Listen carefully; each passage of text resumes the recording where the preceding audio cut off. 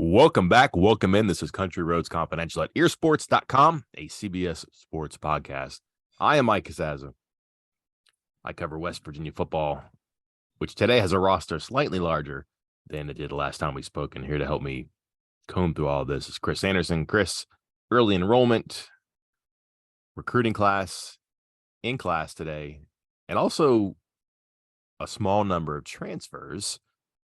That's a little bit larger than the last time we spoke. Also enrolled today.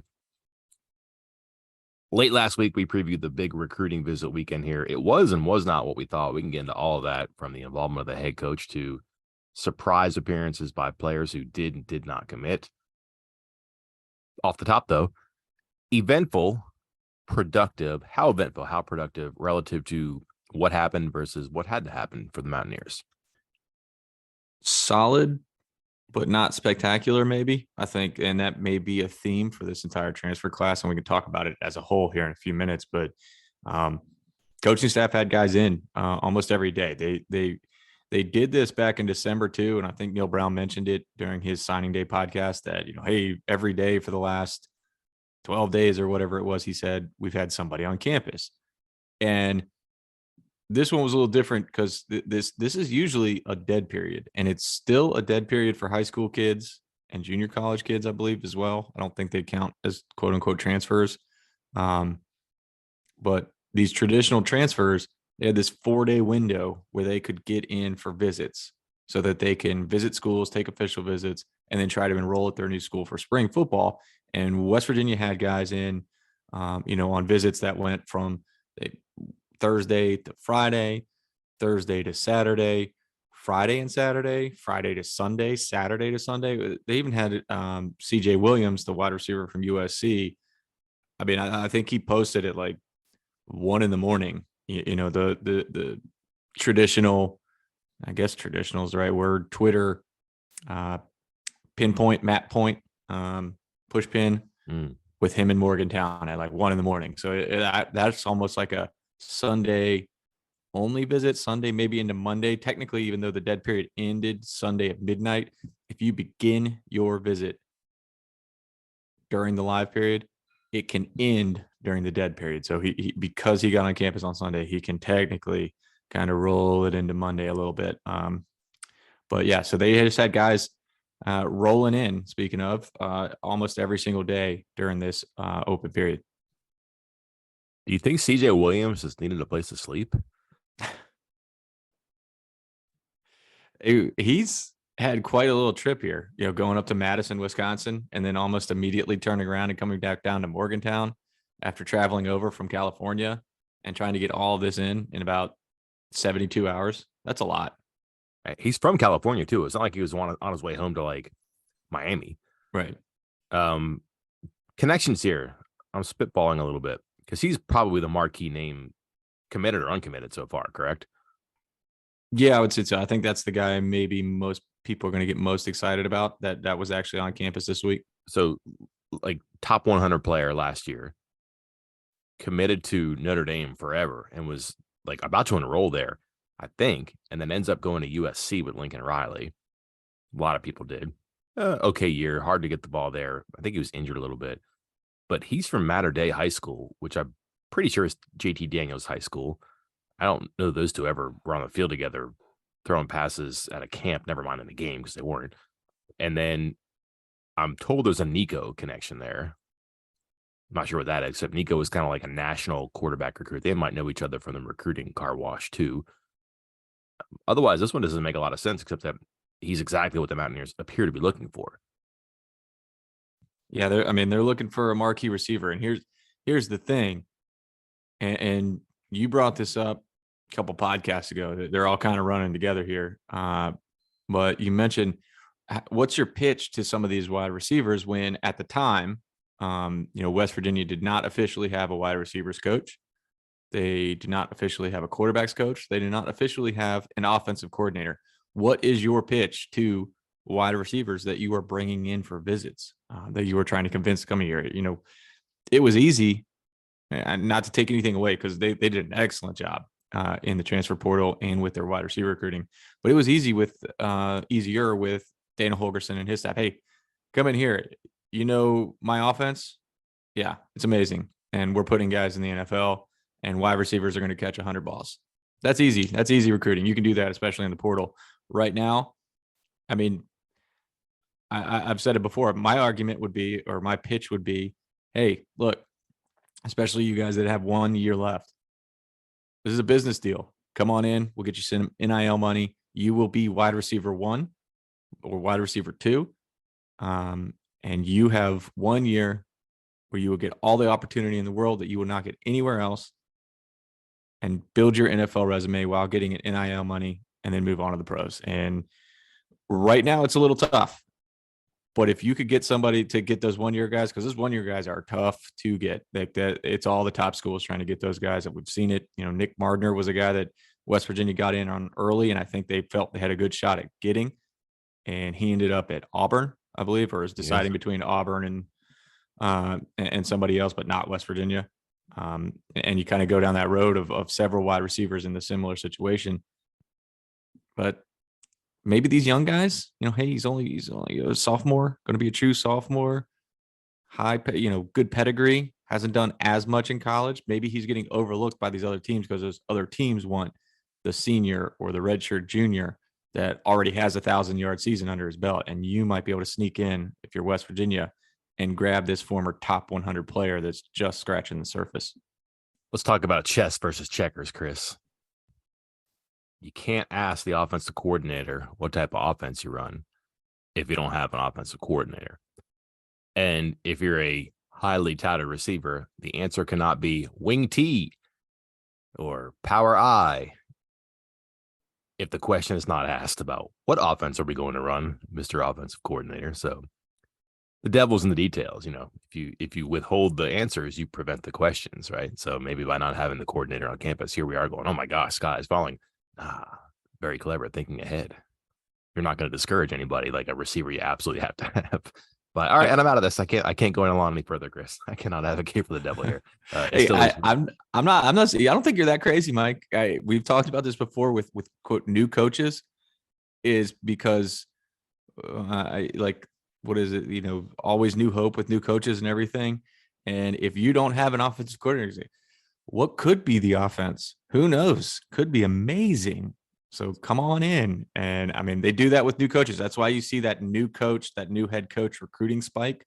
Almost every school, every time they get a new coach, regardless of who it is, they get a little recruiting spike that first year because of the unknown, the excitement around this new coach. Maybe you kind of make the same pitch without, this offense could be amazing. Whoever's calling the plays and running it. Well, think about football coaches, basketball coaches, and the ones who say, we wrap our offense around our personnel. There you go. Okay. We'll build it to your skill set because you're amazing. So if you're a CJ Williams or a receiver who wants to get the ball and you come in, you see a bunch of running backs and offensive linemen and a couple of quarterbacks, like, wait a minute, wrap it around me. I'm the receiver now. And all of a sudden, maybe that's the pitch too. I don't know. I wrote about this yesterday, Sunday, 3 things I think. My confidence is shook, Chris, because I don't know what's going on here. Like, this is very strange to me. And I think that things are supposed to follow in order. Like, you should theoretically have your coaches staff together. Maybe more so now in this transfer era where I really do think that in the interviewing process or the searching process for coaches, you're looking at assistants who come with baggage in the sense that they can bring some transfers with them. I don't know if Bilal Marshall is or is not that. I mean, logically, he does not have a lot of guys that he coached at VMI because he was there 1 year. He probably knows some people that he got to know in his recruiting capacity at West Virginia. He's from South Florida. He played in the Big Ten. Maybe he has some connections. But to not have an offensive coordinator or a quarterbacks coach, however we're going to call this, who probably is a big name that has a resume and connections, that surprised me here. So I don't know if that's a big deal or not, because here we are talking about a couple of days later, and I could probably nod my head arguments on both sides. One more than the other for sure, but what do I know? And then, again, just the thing that maybe I got this wrong, but here we are talking about the significance of the basketball game on Saturday. Crowd, opponent, students back. You get to see some fan support. It is and isn't a big deal. By the way, really good move getting there at the beginning of the game and not the end of the game, because the end of the game was not very fun. But Neil Brown walks in and you expect him to be seated among the recruits or maybe walking in with a big-time receiver, right? He came in with a recruit. Class of 2033, Dax Brown. Not a corner or a receiver, anybody. And he kind of sat in his his seats with his family behind the Kansas bench, not because he was a Kansas dignitary, but that's where his seats are. They're in that section behind the Kansas bench. And then later on, we'll get to this anecdotally why it matters. We saw him across the floor with a couple of recruits and assistant coaches, but here I am thinking that it's going to be like a whole section walled off. I know it wasn't going to be like as many as a traditional, like a junior day weekend or a big recruiting weekend before, traditionally the February date that you used to see. But I thought he'd be involved in the recruiting the whole game, but no, he was kind of having a domestic Saturday, which probably did all of his work beforehand. I doubt he was like negligent, but I guess I just don't know what's going on here, which leads me to this. We do know what happened with a couple of things. They added some players, special teams addressed, defense addressed. Some work left to be done, most notably receiver, but here we are. What are we talking about? What do we know about? Do you think that there's maybe more room at the end of this now after this weekend for needs, but also maybe wants too? Like maybe the numbers that we have aren't rigid, and whether it's the next couple of days or the next couple of months, you could have maybe more names of what we had previously limited the conversation to. Yeah. So you're sitting at, there was a term you used that I really liked, and I think it fits here. And we've talked about it before, but I've never heard the term. Was it a soft close? You always have those restaurants and those businesses that have soft openings where they kind of ease into business. Transfer recruiting is going to have a couple soft closes, and I think we're approaching one of those soft closes, meaning that this might be a point in time where you say, hey, look, this is what West Virginia has done so far. And then in a couple weeks, so far. And in a couple months, so far. And then again, you're still looking at it all the way up until, I mean, we've seen, especially this coaching staff, add players all the way up into August. So I would not put anything past them all the way up until, kickoff, basically. I mean, when did Tony Fields get there? Like after fall camp. So I think this is a soft close here, and they're at 6, and we'll talk about a couple of those guys in a minute. And I believe the numbers we gave, or the numbers Neil Brown gave, was 8 to 12. So you have 6. So you get between 2 and 6. Right now, there are 82 scholarship players on our tracker.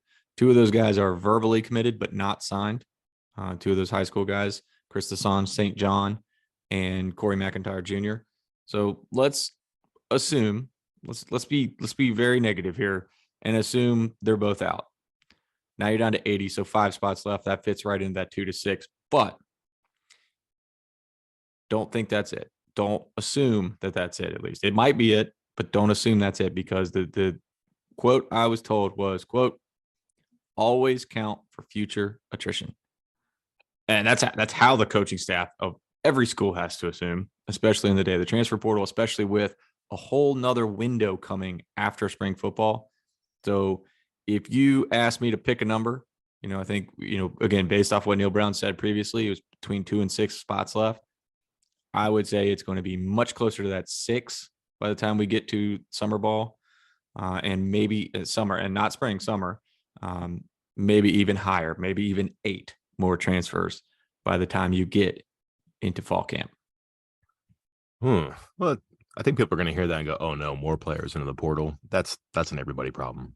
I wouldn't put that on West Virginia necessarily, the situation they're in. Let's talk about how they get started here. Kicker, Georgia State, Michael Hayes.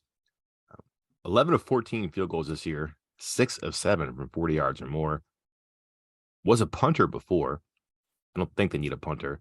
Kickoff distance, pretty impressive, because they do lose Parker Grothaus in addition to Casey Legg. So here's a guy who can do many things, strong leg. Seems like exactly who and what they needed here, too. Also, quite a student, too, huh?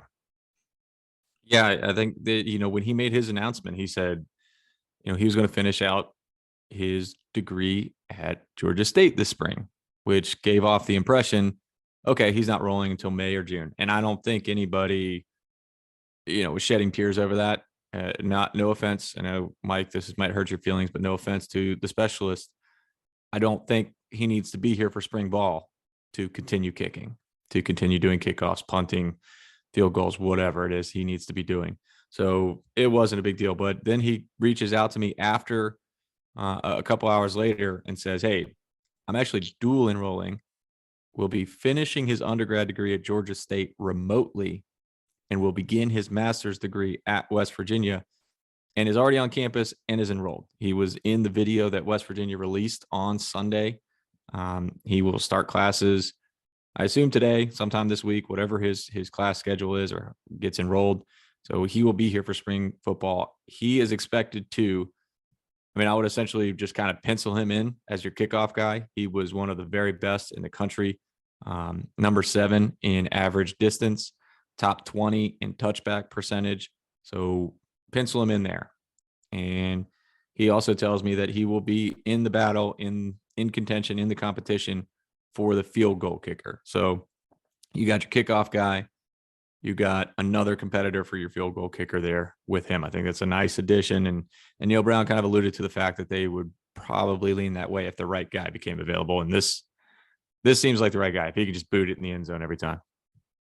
Yeah, ideally that'd be a problem solver there too. They go to the MAC for receivers. And they also get a defensive back here too.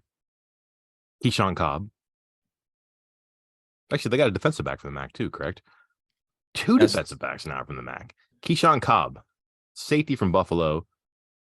And this feels like a fit too, in that he looks like he's very comfortable near the box, around the box, in the box. He can hang with slot receivers. Broke up 7 passes this last year. Also made 67 tackles. They've been in on him for a while. They closed the deal here at the end with some interest from others, most notably what UNLV, I believe. But that spear position is kind of a question mark. Don't know what they're going to do with Davis Mallinger. Here's a guy who knows how he plays, but he can be here and he can audition and perhaps fill in. Yeah, he was a guy that I think we ended the most recent podcast with, hey, wink, wink, nod, nod, wink, wink. Watch this guy. He messaged me before he ever left campus, just raving about his trip. And I asked him, when he thought he might make a decision. And he just responded with, "I'm not going to let the fans wait too long." So seemed obvious which way he was going. He ended up making it official, committing on Sunday. Spear guy, downhill, likes to go downhill, will hit players. As you noted, Davis Mallinger, he might be out for a while. He had the surgery late in the season. He could be, he's going to miss all spring football. He might be out right away up to, or all the way up to fall camp, maybe into fall camp. And then you and I discussed last time on here, Raleigh Collins, who played spear, but they kind of had this idea of him playing will linebacker prior to that. And as you noted, he hasn't quite bulked up to that. He was just a true freshman last year, but is talented enough to get on the field and make a difference. So they gave him his 4 games, redshirted him, and he could be back at will. And if he's at will and Jasir Cox is gone and Davis Mallinger is hurt, who's playing spear? So this was definitely a need and a nice pickup with Cobb. Finally, one of my favorite stories, apart from Cole Taylor. Do you remember Cole Taylor was the guy that the Florida player threw a shoe at? No, I don't. I do not remember that. Remember that? It was like a personal foul that won LSU the game. That was a Florida player lost his mind and threw a player's shoe at somebody during the game. That was Cole Taylor. Look that one up. My other favorite story now is going to be, all right, help me on the pronunciation here, Chris, because you talked to me. Is it Devin Hawkins? Devoan Hawkins? Devwan Hawkins? I don't know this one. He goes by Day now. Okay, perfect. It makes it easier. I don't know how you pronounce it, but I think we are not friends. Like, I don't actually have met him, but his friends call him Day. So we'll pretend we're friends with him and call him Day as well. Could be Davon Hawkins. Anyways, Day Hawkins, formerly of Tennessee State and Kentucky. I have Kansas on the mind. We'll get to that in a second here, but this is a new name in the regard of just this weekend and this haul of transfer portal players. Not a new name when it comes to WVU, though. No, so he got his offer originally from the previous coaching staff when Jaywan Sider was the assistant coach and was recruiting South Florida. He's originally from South Florida. West Virginia offered him way back in 2016. He's a member of the class of 2018. Signed and committed and signed with Kentucky. Redshirted, played sparingly the following year. Transferred to Tennessee State, where he became a 3-year starter and a very good player. And it's interesting to look at his snap counts and how he was used. And I believe there was some scheme changes while he was at Tennessee State, so that might have played into it. But it kind of speaks to his versatility because his snap counts indicate that at times he lined up as, you know, a Leo, like left end outside, meaning almost like a bandit. Like if you look at how the bandits are listed with their snap counts, a lot of their snaps are Leo or REO, like a right end outside. So he was almost that far out as an edge rusher type. But this past season spent the majority of his time on the interior. So he's kind of inside, outside, outside, inside. I think you're going to see him pick up some of those snaps that were left by Jordan Jefferson. Maybe they kind of go with some different looks, some 4-man fronts. We've talked about how they get multiple with their defensive fronts. And so I think you could see him in a bunch of different ways. He told me that the coaching staff told him he would be used in different ways too. And so I don't think they're lying to him because he has the ability to do it.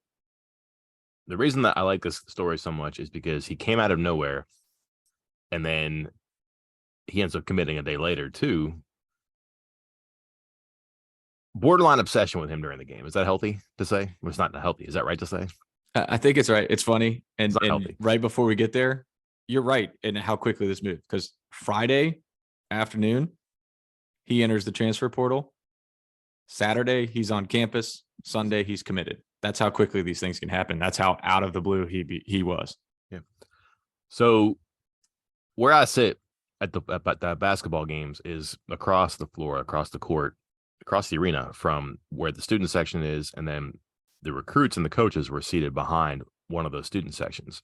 So I have my binoculars out and I'm peeking at who's over there. And right away, you kind of see Dante Wright's there. He obviously has the company he had to keep. Cobb is with him. You're looking for players through your binoculars who look like they might be recruits, but also they have to have like a lanyard for visitors. So you know who they are. They can get into certain areas and all that stuff. Didn't see anybody else wearing it. Then panning to the right, see Andrew Jackson, the defensive line coach. Cannot miss Sean Martin. He's there too. Somebody in between them. I have no idea who it is. And then to the right of Sean Martin is Ray Watkins, who is a graduate assistant for the defense. I have no idea who this person is. He does not have a lanyard on, but I can tell he's a player because he's getting like the royal treatment. Can't figure out who he is. Kristen, you and I are trading messages. Who is this guy? I don't know. Do you know who he is? I don't. That's why I asked you. Can't figure it out. Don't know what to do. Halftime comes. I go to use the restroom and fill up my Nalgene, my water bottle. Lines at the restroom are horrendous. So I'm walking around and around and around as far as I can go. When out of the blue, Hawkins just walks right by me, like right in front of me, and I get a very good look at him. Can tell who he is a little bit by his appearance. I can tell that's the player I'm staring at. So I'm trying to figure out, hey, anyone know who that is? No one knew who he was. He wasn't signing autographs or anything. Luckily, Chris, someone sent you a photo. And we were able to do the math from there. And then you did the detective work from there. You got the visual evidence of who this was. I couldn't do a retinal scan or a fingerprint or anything like that to help you out. But gumshoe journalism there, huh?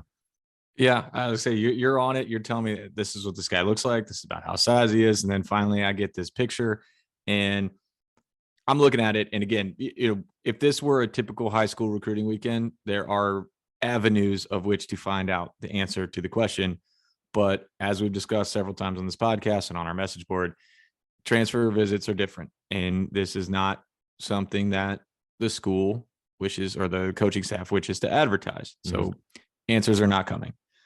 And I'm comparing it to every player that's gotten an offer from West Virginia in the transfer portal. I'm despite you telling me the size, I'm thinking, all right, maybe, you know, from a distance, Mike's missed it and this guy's bigger, smaller, whatever. So I have checked every position.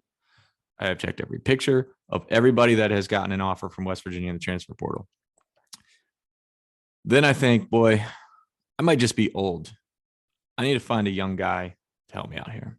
So I sent a picture to someone who is about half my age and said, all right, I need some boomer help here with the internet. Who is this guy? Do you know? Guy gets back to me. Took him a while because this player did not have Hawkins did not have an offer when he came to visit. He had, as I noted, had just entered the portal the day before. Because we don't have a Tennessee State site, his profile was not properly updated. And so we were kind of swimming upstream on this one. And then as soon as, I got the answer on that, I was like, there it is. I reach out to somebody. Yep, that's him. Got an offer today. And it all kind of falls into place from there. And then we kind of figured out, because I think I had reported about another defensive lineman that was planning on visiting on Sunday. I get then it all, the whole picture comes together, because I kind of got some, hey, I don't know about that guy coming on Sunday. And it's because, hey, waiting on the answer from Hawkins, and then we'll see where it goes from there. So it all made sense. And Hawkins was the guy. I said the moment he entered the portal, he told me, and the story's up for our VIP members, that the moment he entered the portal, West Virginia reached out to him. And I think, this was a nice pickup. Funny story, because it took some work. I had, as you noted, we knew it was somebody big, we knew it was somebody important, we knew it was somebody they wanted, and that was a solid addition for West Virginia in this class. I can't figure out why guys don't spend time in the gym for basketball. I can't figure out who calls plays in the red zone or in the traditional open field in football. But give me binoculars and a person half your age, Chris, and we can figure out who a mystery commit is, or a visitor is too. There we go. Outstanding. So yeah, there you have it. Wrapping up a little bit, like you said, soft close. One of many coming here, not the end. And even when the gate looks like it's dropping, it's got room for more people to slide underneath too. Last one. Look at the Tennessee State logo. How long until they get a call from LSU? I can't believe they haven't already, because I remember seeing that like a few years back. There was a guy that, God, I'm going to have to look it up and maybe I'll post it on the board. There was a guy who he was a recruit, and he would send messages, be like, yeah, I got this offer, I got that offer, I got this offer. And it was, Alabama, Georgia, whatever, added to my profile. But I knew, and we as a network already knew, that the vast majority of these offers were not legit. And he ended up signing with Tennessee State. And I just remember, I think I was looking something up, and I scrolled down, saw his name, and then I saw signed and saw that logo. And I was like, holy crap, he actually signed with LSU. Oh my God. And then I'm like, oh no, that's not LSU. So it's slightly different. That's a little dark blue instead of a purple. So never mind. But yeah, pretty blatant. Yeah, it is. It's never mind the tiger. It's the script of TSU, like really trying to make that look like an LSU. And then they have a practice facility where the logo in the middle looks, again, it looks like it's infringement. They're going to get an IP letter once someone we know at LSU hears us, perhaps. Well, actually, we do know people at LSU. Never mind. So maybe that will happen. We'll see. People listen. Keep on listening. Can I get my quick 60-second soft close on these six transfers? Mm-hmm. This, again, I mentioned it earlier. Solid, but not spectacular. I think everybody's still waiting on that wow, that wow addition that you're getting in the portal. Last year, granted, it didn't work out as well as everybody had hoped. JT Daniels was that wow addition in the portal. You saw Tony Fields a couple years ago, and you're looking for that type of player. I'm not sure that's happened yet, but if you look at the 6 guys that West Virginia has right now, I think you have gotten a starter at Spear. Do I want to say upgrade? An upgrade over the first half of the season at Spear, maybe not second half, because Jasir Cox got good in the second half of the season. So we'll see about that. I think you got an upgraded tight end. Again, Brian Palendi was brought in for something, and that didn't happen. So I think Cole Taylor could be or should be an upgraded tight end. I think you got a starting tight end there, or somebody could split time with Traylon Davis. Montre Miller, so far, he's been far more productive than anybody West Virginia has at cornerback right now. So I think you got a starting cornerback and maybe an upgraded cornerback. Deshaun Polk has been one of the best kick returners for the last couple of years. So I think you got an upgrade there, and then also like a third or fourth wide receiver. You got an upgrade at kickoff specialist. We'll see about field goal kicking with Michael Hayes. And then you got Davon Hawkins, who's been good to very good at the nose tackle position. Now, Jordan Jefferson has been very good to great. So I'm not sure that's an upgrade, but maybe you get 80% of that back.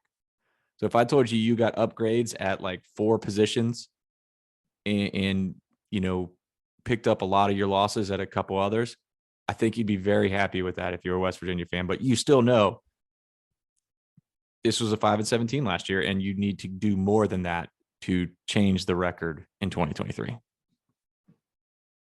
Took the words out of my mouth. You got to have a foundation. And once you get the pieces in place, you can build from there. So they can still make splash, or they can still put the big bricks in place, and there's time to go. Then more players will enter too. And then you're going to have that rush of players after spring football. And frankly, some of those older players that leave after spring football, they don't need a full off season. They don't need spring football either, too. So spring football, kind of a drag for some people, but you'd like to have them on campus and around to indoctrinate themselves a little bit. But beggars, choosers, you know how that goes. Yeah. Coming back later this week with basketball and grasping and explanations for what the heck's happening there to the players, to the personnel on the field, the court, the sideline, the plans that are coming together, falling apart. We'll try to figure it out best we can. Until then, I'm Mike Casaza. And I'm Chris Anderson. We'll talk to you then.